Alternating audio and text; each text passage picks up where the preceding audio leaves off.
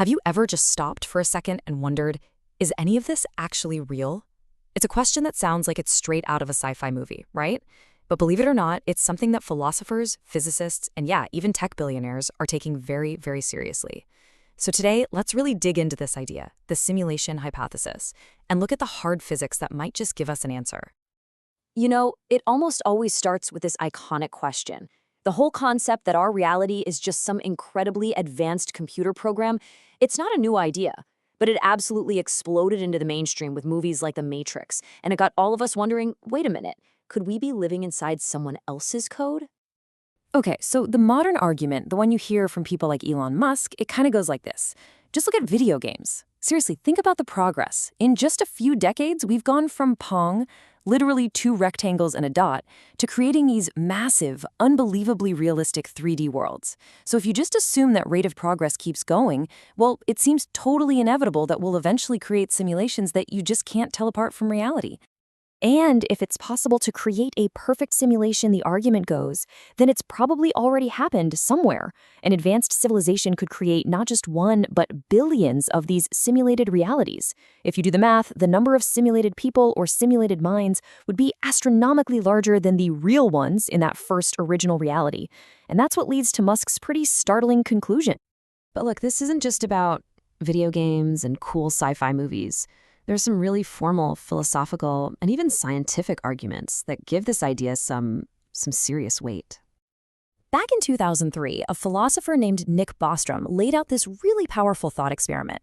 He argued that if a civilization gets advanced enough to run super detailed ancestor simulations, basically simulations of their past, and if they decide to run a whole bunch of them, then the sheer number of simulated people would make it overwhelmingly probable that we are one of them. Statistically, it's just more likely you're a data point in a simulation than an original ancestor. And then you've got the physics. Cosmologists like Max Tegmark have pointed out that, when you get right down to it, our universe seems to be built on mathematics. All its laws, all its rules can be described by equations. It's almost like it's running on some kind of cosmic operating system. It acts less like a random mess of stuff and more like a structured, computed world.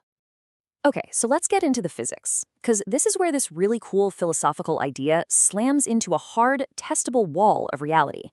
If our universe is a simulation, it's got to be a program running on some kind of computer. And there's this fundamental principle of physics that says information is physical. It's not just an abstract idea. Every single bit of data, every calculation, it requires real energy. It has a real-world cost. So, if we can figure out the amount of information it would take to simulate our universe, we can actually calculate its energy bill. And an astrophysicist named Franco Vazza did just that. And the results are, well, they're astronomical, to say the least. Let's start with the biggest possible scenario, the whole shebang. To create a perfect, high-fidelity simulation of everything we can see, from the biggest galaxy clusters all the way down to the tiniest possible unit of reality, what we call the Planck scale, how much computer memory would you actually need? The answer is a number so big it almost breaks your brain. That is a 35 followed by 123 zeros. To give you some context, the number of atoms in the entire observable universe is only about 10 to the 80th power. So the data you'd need it's just orders of magnitude larger than the number of atoms you could even use to build the hard drive. Okay, so what's the energy cost for all that information? Well, using the fundamental relationship between data and energy, storing all of those bits would take this much energy, measured in ergs. It's another one of those mind-bogglingly huge numbers. But what does it actually mean? Well, here's the crucial point. This is the knockout blow. The energy required to just store the information for a simulation of our universe is immensely greater than all of the energy contained within our universe. It's just physically impossible. You cannot simulate a universe using a computer built from the stuff inside of it. But hold on, right? A true believer in the simulation would say, wait, you don't need to simulate the whole universe in perfect detail. That's not how video games work. They only render the area your character is actually in. So what if the simulation isn't of the whole cosmos, but just our little corner of it? So let's scale it way down. Let's forget the entire universe. What if the program is just simulating our planet, but still in perfect high-fidelity detail, right down to the smallest possible bit of matter? How much energy would that take? Well, the number is smaller, for sure, but it's still almost impossible to imagine. 2.55 times 10 to the 59th ergs.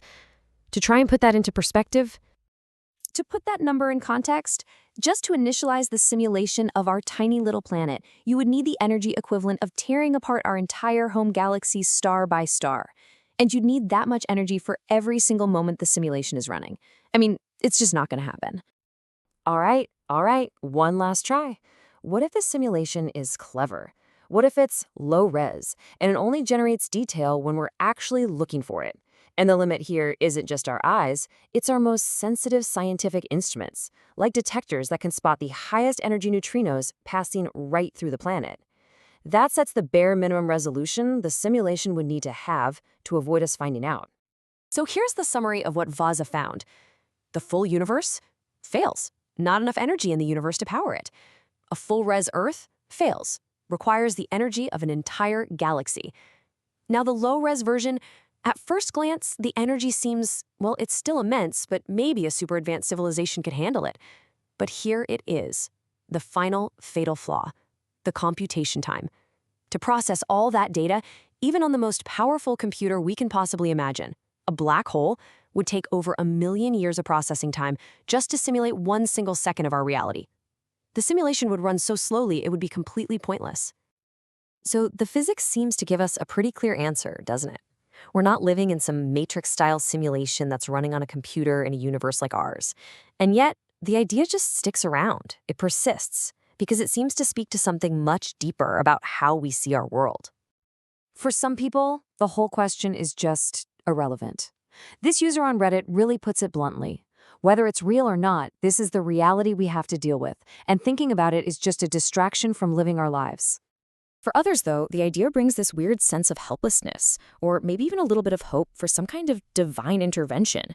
If someone's in charge, maybe they can fix things, or at least, install a patch for the latest bugs in the system.